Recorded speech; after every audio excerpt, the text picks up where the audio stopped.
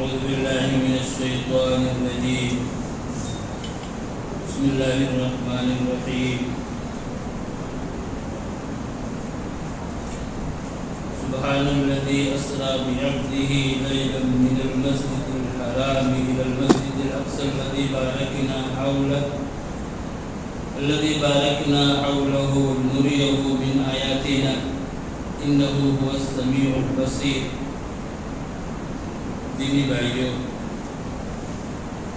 اسلامی خواتین، آج آپ نے تراویح کی نماز میں 15واں پارہ سنا ہے اور اس کے ساتھ ساتھ 16واں پارہ کا بھی کچھ حصہ آپ نے سنا ہے. سورہ بنی اسرائیل کی سماعت کی ہے آپ نے. سورہ بنی اسرائیل کی کچھ آیات کو آپ نے کل سنا تھا اور باقی پوری سورت آپ نے آج سنی ہے. اور اس کے بعد پھر سورہ کہف کو آپ نے سنا ہے پوری سورت، اور پھر سورہ مریم کا بھی تھوڑا سا حصہ شروع کا، یعنی ایک رکوع آپ نے سورہ مریم سے بھی آج سنا ہے تراویح کی نماز میں. آج ہمارے سامنے درس کے آغاز کے لیے یہ 15واں پارہ ہے اور اس پارے میں اللہ رب العالمین نے سب سے پہلے اس واقعے کا تذکرہ کیا ہے جو واقعہ ہمارے نبی صلی اللہ علیہ وسلم کی عظمت اور اللہ رب العالمین کے یہاں آپ کی بے انتہا اہمیت کی دلیل ہے. ہوا یہ کہ جب رسول اکرم صلی اللہ علیہ وسلم طائف سے لوٹے، طائف میں آپ کے ساتھ کیا ہوا تھا آپ سب جانتے ہیں.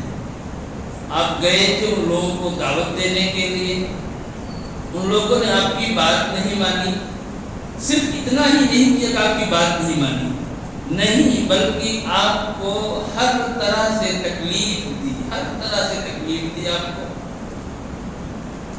نوجوانوں کو لگا دیا آپ کے پیچھے اور وہ آپ پر پتھر برساتے رہے. رسول اکرم صلی اللہ علیہ وسلم کے جسم سے خون تک بہنے لگے. ظاہر ہے کہ اس حالت میں آپ جب وہاں سے لوٹے تو آپ کو کتنی تکلیف رہی ہوگی اور کس طرح سے آپ کا دل ٹوٹ گیا ہوگا، اس کا اندازہ ہم کر سکتے ہیں. اللہ رب العالمین نے رسول اکرم صلی اللہ علیہ وسلم کی اس رنج کو، اس تکلیف کو دور کرنے کے لیے اور اپنی نشانیوں کو دکھانے کے لیے آپ کو آسمان پہ بلا لیا، جس کو ہم معراج کا واقعہ کہتے ہیں. اللہ نے آپ کو آسمان پہ بلایا.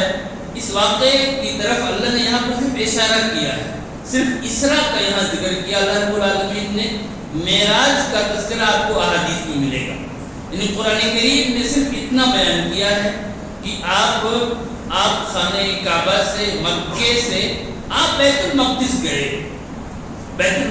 گئے، اتنا بیان کیا ہے قرآن کریم نے. اور اس کے بعد بیت المقدس سے جو آپ اوپر گئے آسمانوں پر، پہلے پر، دوسرے پر، تیسرے پر، چوتھے پر، پانچویں پر، ساتویں پر، چھٹے پر، ساتویں پر، ان آسمانوں پہ آپ گئے. ان آسمانوں پہ آپ کی ملاقات جو مختلف انبیاء سے ہوئی اور پھر آپ 7ویں آسمان کے بھی اوپر گئے اور اللہ رب العالمین سے بہت قریب ہو گئے. سدرۃ المنتہا جہاں جس سے آگے ادھر کی کوئی چیز نہیں جا سکتی ہے. اس دنیا کی نیچے کی کوئی چیز اس سے اوپر جا نہیں سکتی ہے. آپ اس سے بھی آگے چلے گئے. جبریل امین نے بھی آپ کا ساتھ چھوڑ دیا، کہا کہ نہیں آگے ہماری ہمت نہیں ہے، آگے ہم جا نہیں سکتے۔ ہمارے نبی صلی اللہ علیہ وسلم اس سے بھی آگے گئے، اس سے بھی آگے گئے، کتنا قریب گئے، کتنا قریب گئے۔ حدیث میں آتا ہے، آپ فرماتے ہیں کہ یہاں تک کہ فرشتوں کے لکھنے کی، ان کے قلم کی جو سرسراہٹ تھی وہ بھی میں سن رہا تھا، اتنے قریب ہوئے آپ نے رب سے۔ یہ ساری ڈیٹیلز آپ کو احادیث میں ملیں گی۔ اسراء کا ذکر یہاں پر اللہ نے یہاں ایک آیت میں کیا ہے اور باقی چیزوں کو اس میں بیان کیا ہے۔ اللہ رب العالمین نے آپ کو آسمان پر بلایا تاکہ آپ کو اطمینان ہو، سکون ہو، اور آپ کو جو رنج ہے، جو تکلیف ہے، وہ تکلیف دور ہو جائے، اور اس طرح سے آپ کو اپنے رب کی نشانیاں بھی آپ کو دکھا دی جائیں۔ اس لیے یہ معراج آپ کو کرایا گیا۔ یہ رسول اکرم صلی اللہ علیہ وسلم کی عظمت کی دلیل ہے، عظمت کی نشانی ہے۔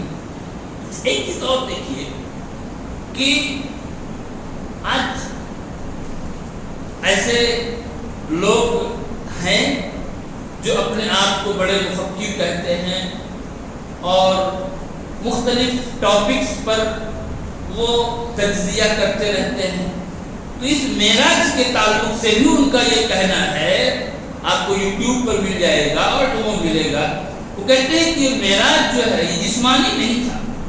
رسول اکرم صلی اللہ علیہ وسلم اپنے جسم کے ساتھ نہیں گئے تھے وہاں بیت المقدس، جسم کے ساتھ نہیں گئے تھے آپ آسمان کے اوپر، یہ کہتے ہیں اس طرح کی بات ہے، بلکہ یہ روحانی تھا یا یہ خواب تھا، اس طرح کی بات میں کہتے ہیں۔ بالکل یہ چیز سراسر غلط ہے، اس میں کوئی سچائی نہیں ہے۔ اگر یہ خواب ہوتا تو یہ کوئی اہم بات نہیں ہوتی۔ خواب تو آدمی کوئی چیز دیکھ سکتا ہے، عام انسان کی خواب میں کہیں بھی جا سکتا ہے۔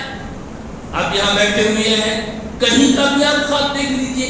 اگر صرف روح کے جانے کی بات ہوتی تو یہ بھی کوئی بڑی چیز نہیں ہوتی، جبکہ اللہ رب العالمین نے اس کو بڑی اہمیت کے ساتھ بیان کیا ہے، اور یہ اس بات کی دلیل ہے کہ یہ جسمانی تھا۔ رسول اکرم صلی اللہ علیہ وسلم اپنے جسم اور روح کے ساتھ گئے تھے، یہی اس سلسلے میں صحیح بات ہے، احادیث سے یہی بات صحیح طور پر ثابت ہو رہی ہے۔ یہ جسمانی سفر تھا آپ کا، رسول اکرم صلی اللہ علیہ وسلم کا، اور اس میں اللہ نے آپ کو بہت ساری نشانیاں دکھائیں، بہت ساری چیزیں، جنت کا بھی سیر کرایا، جنت کی بات چیزیں دکھائیں، جہنم کے مناظر کو بھی دکھایا گیا آپ کو، اور اس جہنم میں بعض مجرمین کو دکھایا گیا جو وہاں سزا بھگت رہے ہوں گے۔ یہ پوری ڈیٹیل احادیث میں موجود ہے، تو اس کا ذکر اللہ نے یہاں پر کیا۔ ایک چیز اور میں بتاؤں گا آپ کو، معراج کا یہ واقعہ دو جگہوں پر، ایک تو یہاں ہے سورہ بنی اسرائیل میں، اور دوسرے سورہ نجم میں۔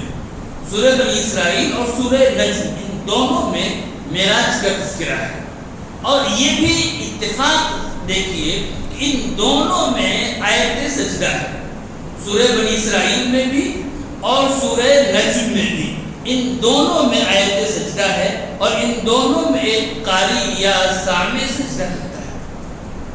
اس سے ایک مفسر نے یہ نتیجہ اخذ کیا کہ اللہ رب العالمین نے اپنے نبی کو معراج پہ جو بلایا، معراج کا جو یہ سفر تھا، یہ سفر اللہ رب العالمین سے قریب ہونے کے لیے تھا، اللہ رب العالمین سے قربت کے لیے اللہ نے اپنے نبی کو بلایا کہاں؟ آسمان کے اوپر، اور نبی کی امت کے لیے اللہ رب العالمین نے قربت کا ایک طریقہ بتا دیا ہے، اور وہ کیا ہے؟ سجدہ ہے، اللہ کی عبادت۔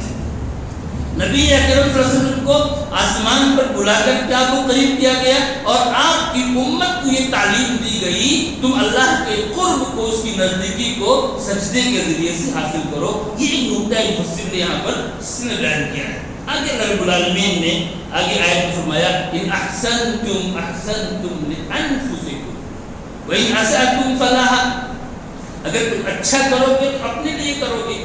احسنتم احسنتم دو بار ذکر کیا اللہ نے یہاں پر، ان احسنتم احسنتم، اگر تم اچھا کرو گے تو اپنے لیے کرو گے، وان اسأتم، اگر تم برا کرو گے فلها۔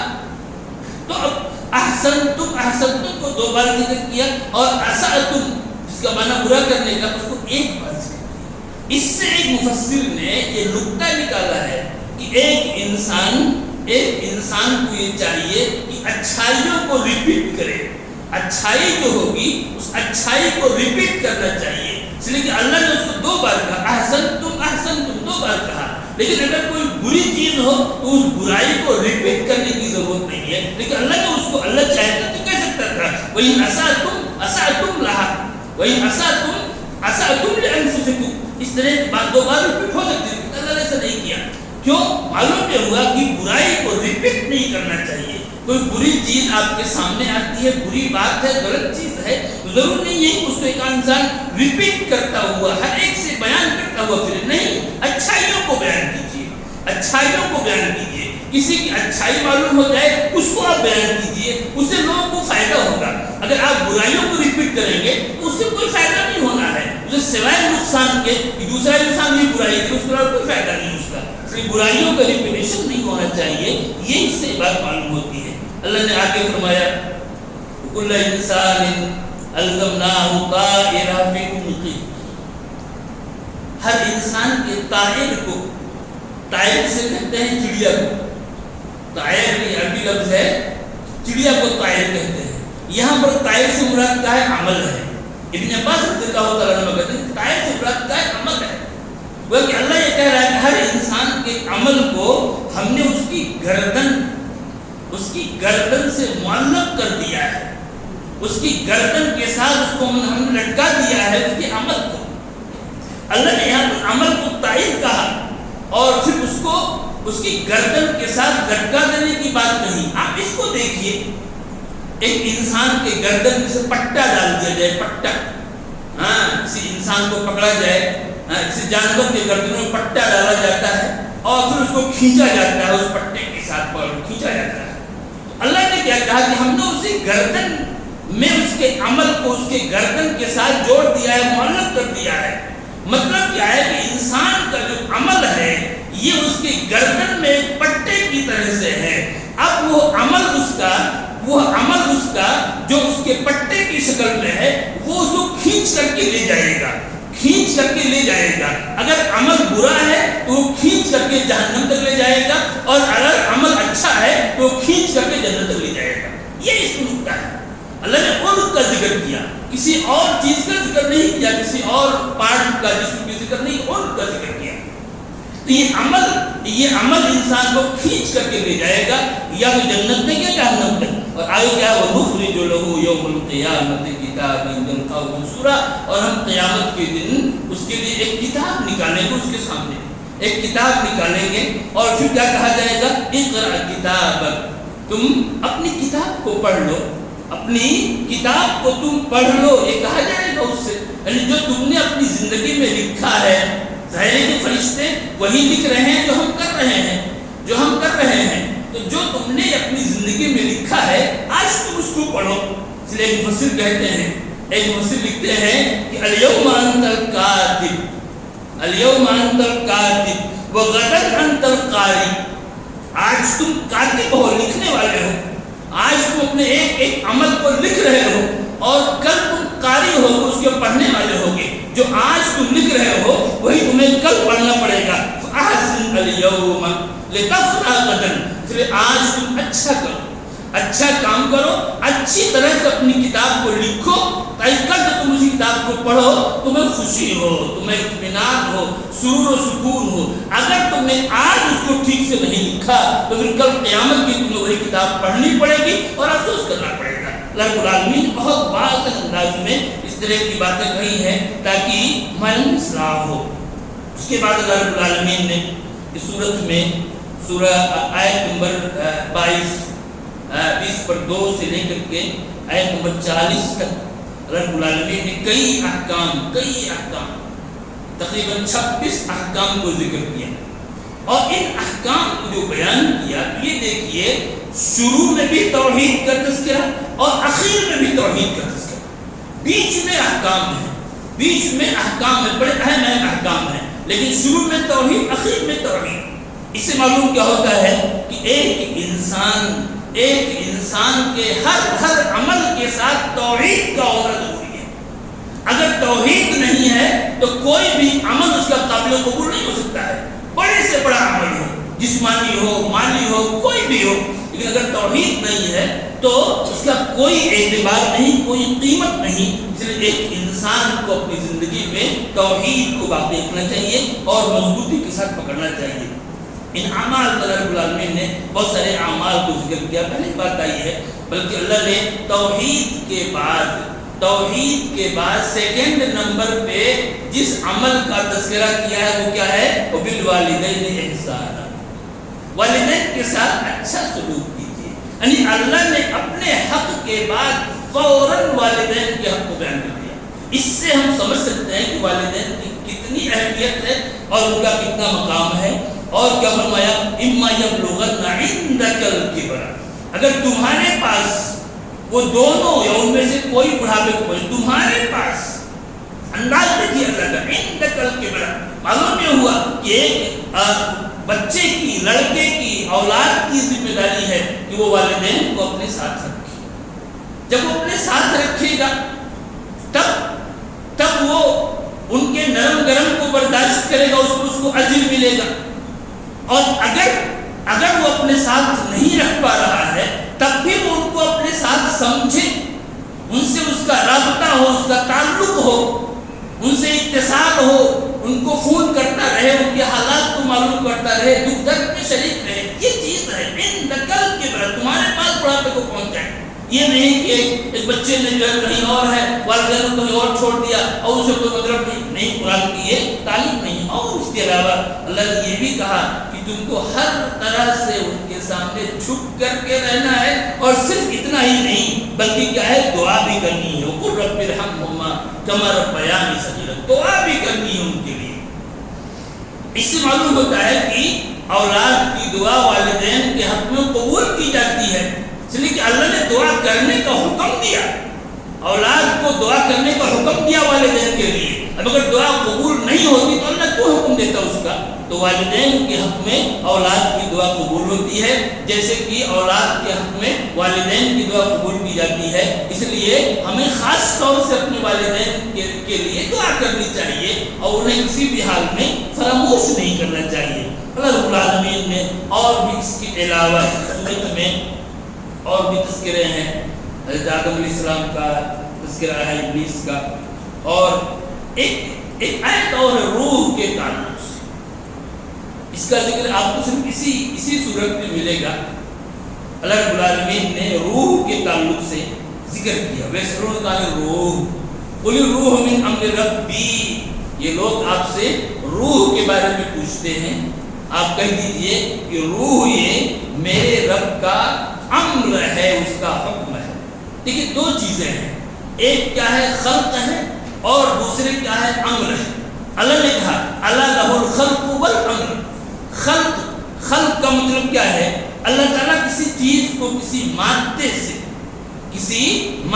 سے پیدا کرے، جیسے کہ یہ بہت ساری چیزیں ہیں جو کسی مادے سے بنائی گئی، کسی مادے سے اس کو پیدا کرے تو اسے خلق کہا جاتا ہے۔ وہ کیا ہے؟ خلق ہے۔ اور ایسی چیز جو کسی مادے سے نہیں بنائی گئی ہو بلکہ اللہ رب العالمین نے کن کہا اور وہ چیز ہو گئی، تو یہ کیا اللہ کا امر ہے۔ تو خلق بھی اللہ ہی کا اور امر بھی اللہ ہی کا۔ تو یہاں پر روح کے تعلق سے اللہ نے کیا کہا کہ قل الروح من امر ربی، یہ روح جو ہے میرے رب کا امر ہے، اس کا حکم ہے۔ وما اوتیتم من العلم الا قلیلا۔ اور اس کے علاوہ اللہ رب العالمین نے اس سورت کے اندر علماء کے تعلق سے بھی ایک بات ذکر کی، اور یہ آیت سجدہ بھی ہے۔ اللہ نے کیا فرمایا؟ ان الذین اوتوا العلم من قبلہ اذا یتلی علیہم یخرون للاذقان سجدا، جن لوگوں کے پاس علم ہے، جن لوگوں کے پاس علم ہے، ایک عالم کی حالت کیا ہونی چاہیے؟ اللہ نے اس چیز کو یہاں بتایا کہ جن لوگوں کو علم دیا گیا ان کی حالت یہ ہے کہ جب ان پر آیتیں پڑھی جاتی ہیں تو وہ سجدے میں، ٹھوڑیوں کے بل سجدے میں چلے جاتے ہیں۔ اس سے ایک مفسر نے ایک بات کہی اس کی روشنی میں، کیا کہا؟ العالم ما ابقاہ علم، عالم وہ ہے جس کو اس کا علم رلا دے، جس کو اس کا علم رلا دے وہ عالم ہے. یعنی حقیقی معنوں میں عالم وہ ہے جو ان آیات کو سن کر کے اس کے یہاں خشیت طاری ہو، اللہ رب العالمین نے خوف اس کے دل میں آئے اور رونے کی کیفیت اس کے یہاں آئے، تو وہ انسان کیا ہے؟ عالم ہے. تو ظاہر سی بات ہے کہ عالم کا مطلب یہ ہے کہ ایک انسان کا علم ہے، ایک انسان کا علم ہے. وہ ضرور نہیں کسی مدرسے کا پڑھا ہوا انسان وہی عالم ہو، نہیں. قرآن و سنت کا جو علم ہے، اللہ کے احکام کا علم ہے، تو جن کے پاس بھی اللہ کے احکام کا علم ہے ان کی یہ کیفیت ہونی چاہیے. جب قرآن کو پڑھا جائے تو ان کے یہاں خوف طاری ہو، خشیت طاری ہو، اللہ رب العالمین سے ان کے یہاں ڈر پیدا ہو، اور اس طریقے سے ان کے یہاں ایک وہ جو کیفیت، ایک بڑی کیفیت ہوتی ہے کہ اس کی انسان کے آنکھوں سے آنسو آ جائے، چیزیں آ جائے، یہ بہت بڑی چیز ہے. اس طرح سے یہ سورہ بنی اسرائیل تھی، اور آگے سورہ کہف ہے، پوری سورت ہے. انشاءاللہ اس سورت کے بارے میں، سورہ کہف کے تعلق سے ہم لوگ کل کچھ باتیں سنیں گے انشاءاللہ، اور اس کے علاوہ جو آگے جو تلاوت ہوگی اس سے بھی کچھ تذکرے آئیں گے. آج کا یہ درس یہیں پر ختم کیا جاتا ہے. اللہ تعالیٰ ہم کو، آپ سب کو نیک عمل کرنے کی توفیق عطا فرمائے.